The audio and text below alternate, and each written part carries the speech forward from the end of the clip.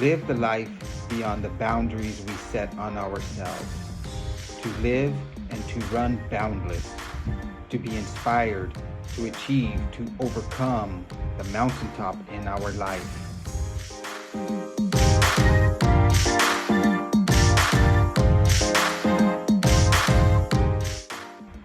Embrace the journey, become boundless. To another episode of the Live Run Boundless podcast. Today is going to be an epic episode.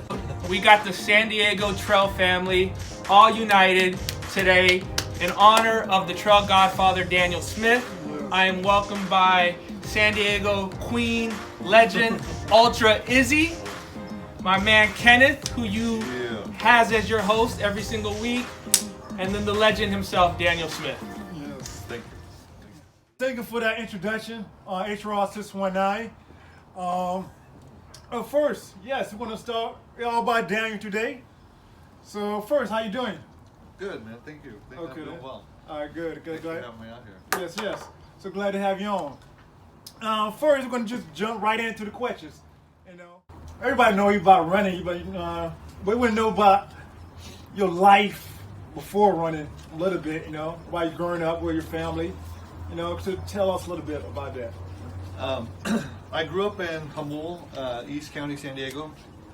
It was rural, so we always say we're country kids, but you know, running in the dirt and running up hills, hiking, building forts, and it was like a real fun place to grow up. Yeah.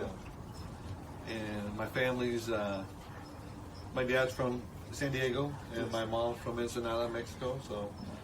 We always would spend a lot of time in Mexico growing up, weekends, holidays. So it was really cool to have that experience and growing up with that side, because my dad's American and my mom's Mexican. Yes. And then having that culture, you know, where I thought Thanksgiving and 4th of July were Mexican holidays. So we were there all the time, you know. So it was like, you go and I tell my friends, hey, we're going to go down to Mexico. And it was just part of life, you know, for all. Yeah. So it was really nice. It was fun. I have definitely seen some clips on Instagram, another side of you, where definitely we see a lot of running, but I've also seen those heavy hands hitting the punching bag. Yeah. So, in addition to running, as a kid, were you into boxing? And if so, what was that like? And how long did you train? And do you still do it? Yeah, I still hit bags. Boxing has always seemed to be was my first love. You know, I loved it. I played baseball growing up. Anyway, so that's when I really started boxing. But fighting, we grew up. You know, we fought. And the whole was like, you know, it's a kind of country, and we always fight, you know. So as you're walking around the playgrounds and picking fights, and punching people, and maybe at some point, did that turn into actually going into a gym and training? Yeah. And like, did you like explore? Have you had like a professional or any kind of matches in boxing? Yeah, it was. You know, for me, like, I wanted to go the next level. I wanted to box. I wanted to fight. So before I got my license, my family we'd all make the trek to Murph's gym down in 11th and Broadway. It was one of the old school boxing gyms, one of the best boxing gyms I've ever been to. And you could go there, and it was like a hub. And so you see Terry Norris, and you see Paul Baden, and you see Bad Brad, Powell, and my buddy Doug Dickey. You know, Tony Bazooka DeLuca and all these different fighters. And so I always wanted to be as good. So as an amateur fighter, so my family would make the trek out there. They drop me off at the gym. They go drive around for a couple hours. And 3 or 4 days a week, I'd box downtown. And being a country kid, being from Hamul, I always wanted to be as tough as anybody else. So then, like as an amateur, if a professional comes up and wants your heavy bag, they tell you get off it, you know. Yeah. So I always wanted to make sure that nobody's going to kick me off my bag, and I would think to myself, you're not going to kick me off, and I don't care if it's a world champ. Like, so not today, sucker. This is my bag. Yeah, this is my bag. So then I would fight, and I would make sure that people knew this guy's here to work. You know, he's here to train. So did you have any matches? Yeah, How'd you do? I lost my very first one because I went in at 147 pounds. They didn't have anybody to match up with me, so they matched me up with a 160 pounder. And they told me, don't do it, you know, wait, I could beat anybody, you know? So I lost that, my second match, and the only guy available was, his name was Brad Jensen, and he was a district champion in San Diego. He had like 50 fights, and I said, yeah, I can beat him. And I did not. So, but I didn't lose, you know, like I fought and I did well, but so I finally, you know, got a couple more fights and I, you know, did okay. I had an opportunity in 1993 to train with Oscar De La Hoya for a few weeks, and that's when I knew. I was like, there's another level here. Yeah, it's another level. And not that I couldn't have reached it, but I never stopped working. I always worked. Yeah. So I would get off work, you know, and I would go train. And to be where at the level that he was at that upper echelon, you have to dedicate your whole life to boxing. Oh, yeah. But he didn't get to go to proms, and he didn't get to go to a lot of sacrifice. Right. But I also helped Paco Cuesta become a world champion. I got to become his sparring partner for a few weeks and train, and you know, get him prepared so that when he fought, he went to Vegas and fought, and he won a junior welterweight title in the 90s. Yeah. That was big for me because it was enough where they respected my talent enough to ask me to help him. Yeah. And it was real. You know? Okay. So. Okay. Yeah, I had seen. I actually was talking with Daniel. Yeah. This might have been like a year ago. Yeah. And we were just going back and forth, and I was like, "Yeah, I used to box." And he's like, "Oh, really? I did too." Yeah. We should go train together one of these days. Spar. Maybe we should spar. Yeah, we should spar. I was like, oh yeah, like for sure. I was like, let's go spar. Okay. And then like a week later, I see a clip of him on Instagram beating the crap out of somebody. I was like, oh hell no!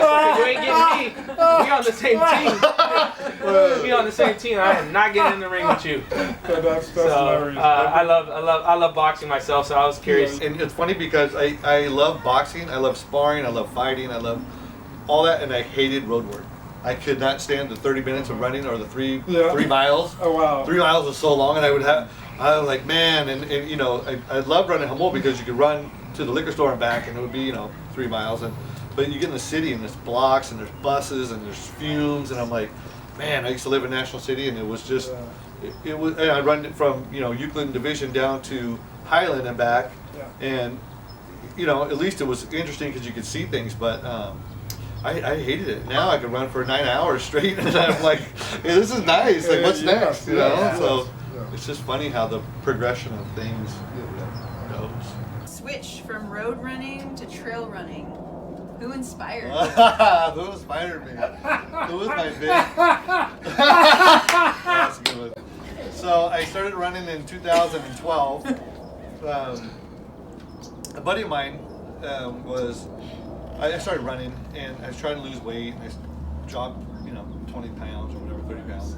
And he said, what are you going to do? And I said, well, I'm running, like, I want to run a 5K or like a 10K. And then he said, why don't you, he said, how much did you run today? I said, I did like 3 miles. He goes, that's a 5K. I didn't even know. I was like, wow, that's crazy. And so then he says, why don't you do like a half? Take a half marathon, or, you know, a full marathon. And I couldn't even imagine running a full marathon then. It was crazy.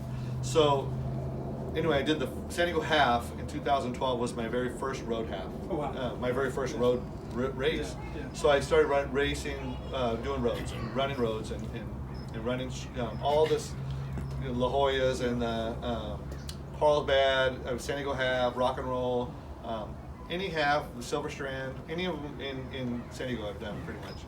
And then I started running with IZZY, and she inspired me to go to trails. Yeah. And so I was an Ultra Bud first, and that was my that's right. that was my switch to dirt. And going back to dirt everything was just easier. It was more natural. It was less traffic, less people. I still like running at Dianza Cove or downtown. Like the 6 Run 9 group is awesome. They do the run on Friday morning, which I like doing that because I don't get to come into the city. So when I do, it's like a special. Good excuse. Yeah, good excuse, exactly. But yeah, Izzy's the one that got me on the dirt, so There you thank go. you very much. and the rest is history, huh? That's right.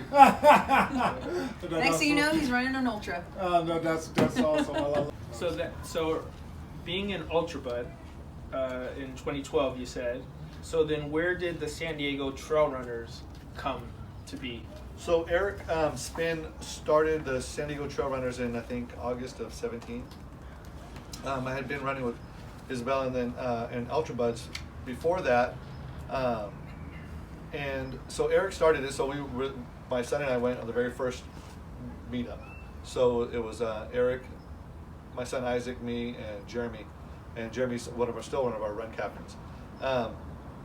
We would run every Monday. You know, we would take. Sometimes we'd take a Monday off if it was raining or if it was, you know, the weather or something. Yes. A couple people couldn't make it or whatever. We said, we'd take it off. Once Eric was deployed. He had to move to Alabama, and we didn't want to give the group up. Yes. So I said, I'll take it. I'll start. I'll keep it going until you come back. So. Yeah.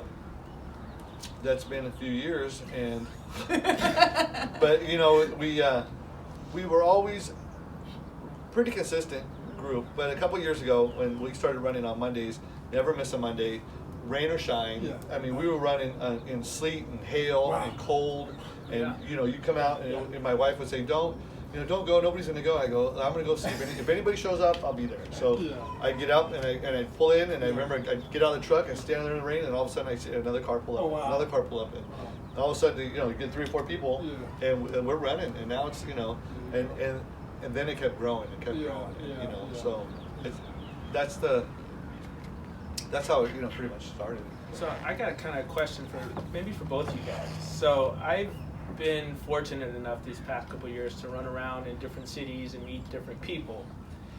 And every time that I do come back to San Diego and hang out here, I notice that I haven't seen it like it is here anywhere else, in the sense that we literally have run clubs here that cover the whole city. Yeah. And that are running like daily, weekly, Every day of the doing week. their races on weekend, crewing each other for their own events or for official races. So why do you think? And I'll start with you, Daniel, but I'd love to hear your point of view too. Why do you guys think that it's so big and we have these clubs and we have like this culture that is not duplicated or replicated anywhere else? What makes us unique in that way? I think first 2 things: weather and then terrain. So the weather, because we can run, we can run in the rain. We're not going to get iced out. We're not going to get snow. I see friends on Instagram, especially that are running in the snow, and I think how fortunate am I that I'm able to get up. And if the worst thing is hail or freezing, if it's cold, I mean, I'm going to run for an hour or 2 hours, or the ABC we ran for 12 hours in the hail. freezing cold. Yeah, it was so cold. But it's not Patagonia. It's not we're not in Minnesota or Wisconsin. right. I have a friend in Texas. They're running. She's running. It's freezing, and so like it literally freezing. Where for us, just put a jacket on and. Yeah. Oh my gosh, we have to wear pants today. Right, yeah. You see, we wear pants. It's cold, but it's not. It's just so that's number one. And then the terrain. We can run. You can run in the beach. You can run mountains. You can run in Big Bear. You can run in the desert, Ocotillo, all on the same day. So it's kind of it's pretty crazy. Yeah. I also think too, it's the people. Like I know when Daniel and I have talked a lot, we never want to see running clubs compete with each other, or like be the cool kids or the popular kids. Yeah. Everyone's welcome. I mean, we're all unique and weird in our own ways, and we just welcome everyone into our groups. And we do a lot of collaboration runs. We're like, hey, there's it's a 4th of July. Don't compete and have like all these different running things. Come to my event. Come to this event. We're like, let's collaborate and just have one big party on the trails. Yeah. That's right. And that's what we do. And Daniel and I, we work a lot behind the scenes with different partners so we can get people, you know, free beer from Sierra Nevada or like honey stingers. We get race directors involved and they'll give us free entries and we make it a fun event. We have raffles. So I think that's a big part too. Like we're just all friends. Like, hey, you work in downtown but you live in San Marcos, like we have 2 different runs for you to choose from. There's no excuse. Daniel and I live an hour from each other, but we always find ways to run together and make it work. Yeah. Love it. That's family, you know. That's what the hat represent, you know. You know, why run dirty, extra bud, or whatever, you know. This is it right here. This is it right here. That's what we do all day long. There you go. Don't even hype up. Don't even stop reaching. About to get the neighbors calling the police up in here. We're about to go run. I got to run. That's awesome, but it truly is something special to see, like going out for the runs when all the groups get together and go out, and then collectively, like you're always seeing Ultra Buds running, you're always seeing San Diego Trail Runners, Run Dirty, the Y. So I think it's super unique, and I think it's just amazing that we pull that off here in the city, and everybody's just like you said, so positive, so supportive, so loving. Like everybody's welcome. So I'm always super proud and pumped, and always repping San Diego. And that's one of the main reasons is because like awesome group of people for sure. I can't wait for the border to open up because you know Leslie's the Run Dirty group. They have a whole series of runs, you know, races in Tijuana. And Tecate is another place where I've done the Tecate half, the TJ half, and not only road runs but trail runs. It's it's crazy. And then you know for us to be able to go over there for a field trip and have a blast and show people, showcase, you know, that maybe they won't go there by themselves, but hey, a group of us are going, and now they're all going to go out there. We do a lot of destination stuff. There's a big group of us who just went to Arizona recently. You go to Arizona all the time. We're going this weekend. That's awesome. I haven't traveled yet, but and didn't travel one, but eventually I will. No, it's fun. You know, it's worth it. What I would say is we roll in packs. That's right. That's what we do. We don't go alone. We go in groups. We go as a crew. I like that. So, one of the races that I had a blast participating in last year was definitely my favorite for a lot of the things we just discussed. Was Baby Badwater 2 in Ocotillo. So, you want to walk us through how that came about? Are we doing a Baby Badwater 3? And are we going to see Daniel Smith race direct any other races? That's a good question. Didn't call that. So this year, it's funny because with COVID, so many people shut down, and obviously for obvious reasons. Race directors could not do what they wanted to do. Races were canceled, but running wasn't. And since we're able to do things responsibly, do the distances and the mask, and then also people have a choice. They can come out if they want to, and if they don't, if they're not comfortable, that's okay too. You have a choice here in this country, and you do it. You do what you want. Yes. So we had Baby Badwater was a great one. Your brother and I, Johnny, we put together the Lake Elsinore half, and that was a great run. That was a good turnout, and it was a good course, and we ran up some peaks, and so Baby Badwater started with I ran out of gas out in Ludlow, between Needles and Ludlow, so I had to walk for 20 miles to this place called the Devil's Playground, and it was crazy. It was at night, and it was about 95 degrees at night, and I always wanted to do it again. I was like, man, I would love to come back and see that area. That's up off like by Palm Springs area, so it's Death Valley, but I don't want, it's so far. I kept wanting to go back and run in the desert, and especially run in the desert when it was hot, So to be honest, I never, like I've said before, I didn't know anybody crazy enough, and then all of a sudden, if you flash, forward a few years, and now like all my friends are crazy enough to do it. So it's like We train for it now. We train for it. We have to do heat training, you know. So we picked a spot out in Ocotillo where there's a bar, the Lazy Lizard Saloon. Yeah, very It's a good. great spot, and from there we run a half marathon. And I would like to. How many people did you get out there this year? This year we had 150 people, 155 people. 150 Nice. crazy people I out know, in the middle I of know, nowhere I know. running In the in middle beach of summer. sand, 100 degrees Yeah. plus weather. It tripled our, because the first year was just 50, 60 people. That's awesome. Maybe 49 people or something like that. But yeah, last year it was so much bigger, and this year I have a feeling it'll be even better because it's going to be more known. It's going to more people want to come out and race.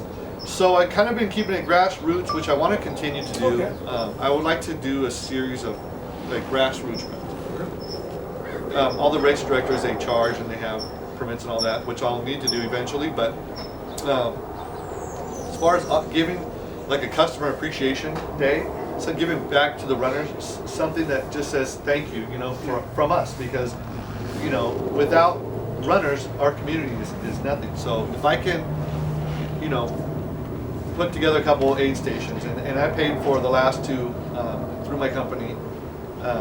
We donated, you know, most of it, and then last year we did accept some more donations. But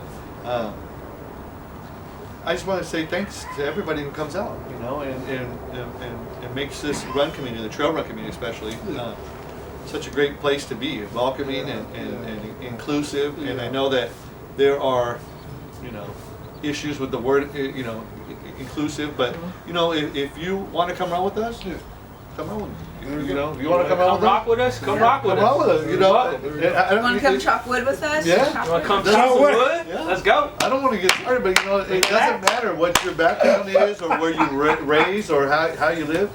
Come on with us. Yeah. You know, that's what we do. Yeah. You know, I'm probably going to give you a hug, and maybe you like it, maybe you don't. That's fine. Sometimes, if you're lucky, you get kisses on the cheek.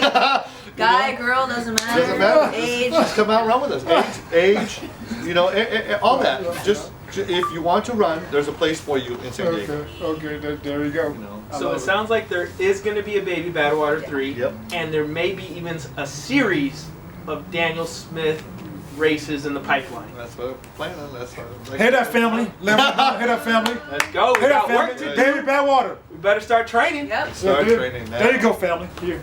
Yep. You heard it here first. August 7th. We have saved the date. I set it out. Legacy runner. Legacy Runner. 3rd annual, so it'll be good. That means I get a free entry. Oh. Okay. There you go. I gotta run it. I gotta run it this year. Okay. Yeah. I'm trying to. Well, you'll love it. I do my best. That's all that matters. Your best effort. Yeah, so that's cool. All right. Next question. So, what races do you have planned for this year that we're running, not directing? Are you going to be able to tell us, or are you keeping it a What secret? caves are you heading into? I am going to take a page from H-Rod, man. I have hopefully everything works out and I stay healthy. This weekend, my wife will be running her first half marathon in Tucson, so we're going to go out there and do that. It'll be fun. All right. Go. The wifey. Let's go, Wifey's wifey. gonna get it done. Yeah, she's joining. She's drinking the Kool-Aid slowly, Oh, little man. by little. Took a few years. It has. It really has. But she's finally on board. So you know, for things, hikes and halves. So Okay. it's nice Yeah. to have her out there. But we're signed up for Tahoe 100K coming up in September. Okay. Good. We have that, and then also on the wait list for another race on Halloween. I'm not going to say until I get Halloween. Yeah. in. It's on Halloween, and You it's, might be able to guess. it's far. It's a far place. It's not close, Okay. but we'll see how that works out. But I have a lot of training to do in order for that to happen. So There you go. that starts in a couple more weeks, a few more weeks. So Okay. Awesome. Uh, Good. We'll be rooting for you. Yeah. yeah, I've been thinking a lot actually about Hector's mantra, and Enrique was another one that inspired me as far as like the getting used to being. I've been saying be comfortable being uncomfortable Yes, for yes. years about anything and everything. So Yes. it's always, but when you see it, put to action, and you're gonna be miserable, and you're gonna be Yes. tired, Yes. and all that, but you know, just keep pushing through and get through it. You know? Yeah, definitely. Love it, hate it, embrace it. Yeah, exactly right. We've been saying embrace the suck since 1989 when I was in the Marine Corps. I mean, that was a saying, embrace the suck, which is true. Just, hey, we're going to be out here 2 weeks in the rain, and it's going to be, you know, your clothes are going to be soaked for the next month. Yeah. Guess what? It's all right. We're good. We're fine. It'll be okay. Easy day. Time to suffer, baby. Let's go. That's right. That's right. That's it. So. Awesome. I like that, you know. So, you know, yeah, so we hold you accountable for that, you know. Yeah. Yeah, definitely. You know? So, And we'll be there to root you, support you, crew you, yes. pace you, whatever you need. Yes. We got to make sure we get back to the Godfather. The Godfather. That's right. Yeah, that's the next question. The Godfather. I think I first heard your name Godfather. I think for H-Rod. I know I did my interview with him or not. You mentioned the Godfather and a couple other people. So, how do you get that name, Godfather? Full name, Hector. Oh, Hector. Yeah. Okay. Well, the first thing, I think they called me Jefe, which is like the boss or the dad, you know, dad. So I started calling my sons, my trail sons, man, because these guys are out there and they're representing the family. I mean, they're doing everything that you want. They're doing it. You know, they're putting the miles in and they're, you know, discipline and they just make you proud, right? So, and then the Godfather just kind of caught on, and then the Padrino in Spanish is the Godfather, so that kept going, and it's I initially I was like, you know, I don't like the attention, but but I do I appreciate it because because I do put I put a lot of love into it. Yes. You know, I love the truck community. Yes. I see that. Yes, thank you, man. So that's what I want. So when you know you see me and I'm out there doing something, it's because I love to do it. Yes. You know, it doesn't. People say, you know, you know, this is your third time, fourth time running this week, or how can you? It's because you love it. Like, Yes. I want to give. You know, there's a saying that is, you know, you can get whatever you want in life by helping others get whatever what they want. And so, as long as I keep helping, it just keeps coming back to me. And That's just, right. It's beautiful. Yes. So, like, you kind of started off our conversation with growing up, running around town, getting in squabbles, Yeah. a lot of fighting, right? And then now, you know, so even now, knowing you, it's hard for me to see that. You know, I could see obviously you boxing in a ring and the sport and all that, but what was the turnaround to maybe like being a little, maybe angry, I don't know, upset, like whatever the case may be to cause you to be fighting, to now to me, I can't fathom you getting in a fight. Like, to me, you're like the most lovable, awesome, supportive, giving back. Like, everybody in the community loves you. Hence the Godfather. Like, and you give back so much. So what was that turn to go from a fighter to like just the ultimate like role model and giving back to the community? What was that shift? I think penance. A lot of it is penance, making up for that.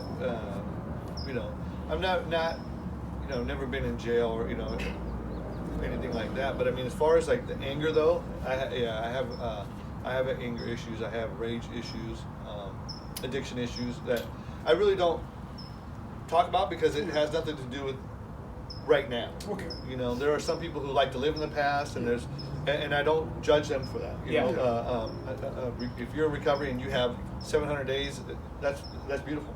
You know, and maybe you need that reminder. Where I'm living through the windshield. I don't want to look in the rear view. You know, so there's a lot of things in the past that I'm learning. This is what part of that is learning to just move on. You know, live and don't worry about all the small shit. Don't worry about you know, there's always going to be some reason for you to be negative, or some reason to be sad, or some reason to be upset. And I can't, you know, I was recently telling somebody the other day, I cannot live angry anymore. Like, I can't do that. It's not part of me. Yeah. So, you know, my boys will tell you, they see me get fired up all the time. I mean, there is still a part that gets, you know, that gets upset, but I think running has like changed my life.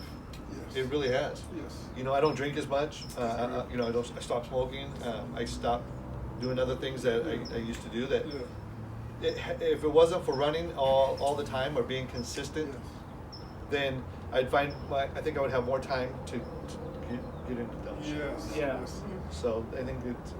Well, I mean, I'm proud that you, like I always say, one of my favorite sayings is the comeback's always better than the setback. Yeah. So if you had, some issues, and now you are the person you are, which is like the number one give back, awesome dude in the community that's just putting together races, like you just said, figuring out ways to donate. So like on behalf of the community, man, we love you, we appreciate you, and you're absolutely the Godfather. So I definitely wanted to shout you out on that and kind of just see where the shift went, because I do know from personal conversations you were a fighter, so I was like, how's this guy a fighter? Like he's so like just like awesome. Like I think and I really appreciate my wife and my kids, for putting up with me, because it's not it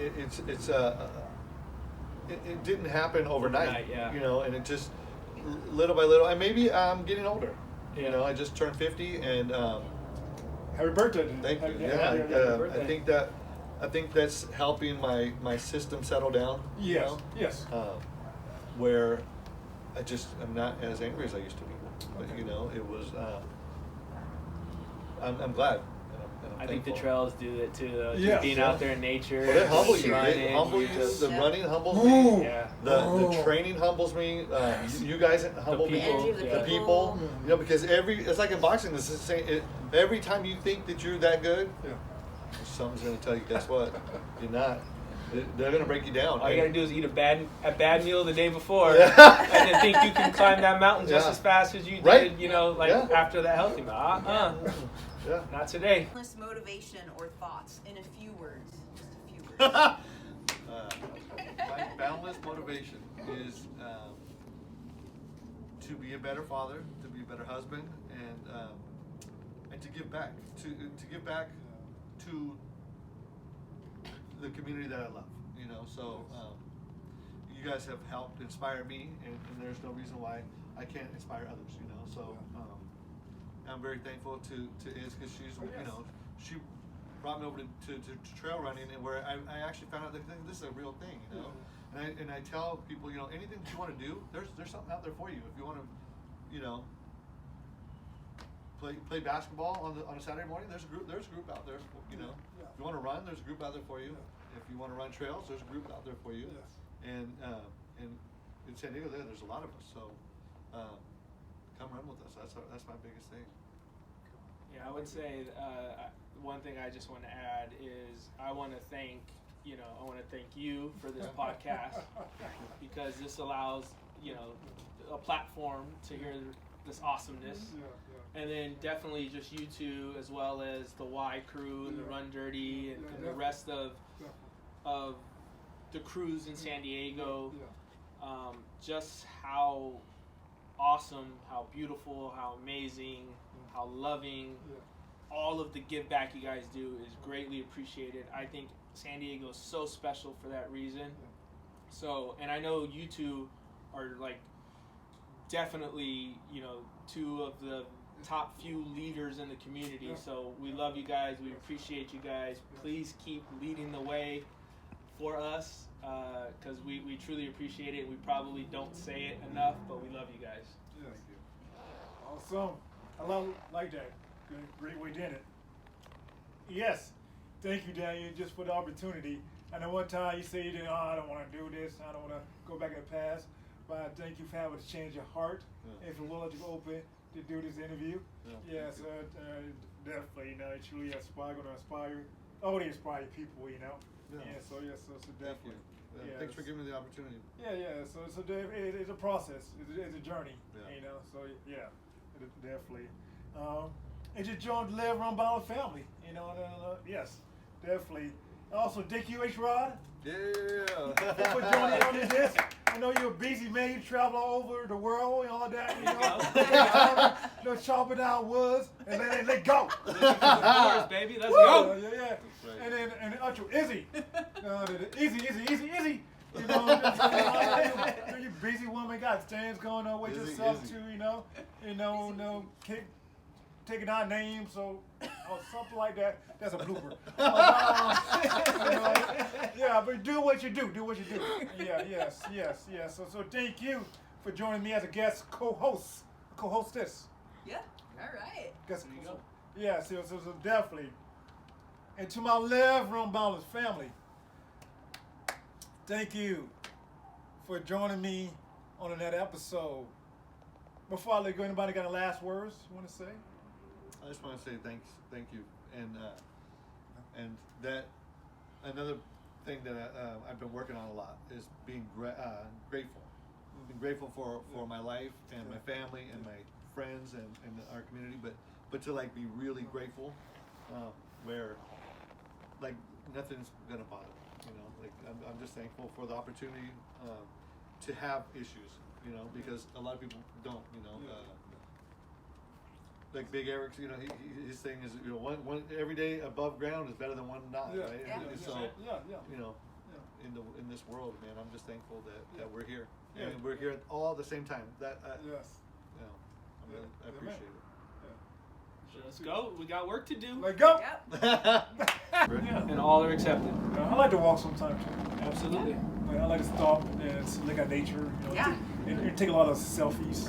Yep. Yeah, selfie 101 to learn how to take selfies. That's why we do it. That's why we Like, I'm looking fly. Let me get some pictures today. Bam, bam, bam, bam. Oh, it's all good. Yeah. Once again, thank you, LiveRunBoundless family, for joining me on that episode of the LiveRunBoundless show. And until next time, that's Go. wrap. Oh, my wrap.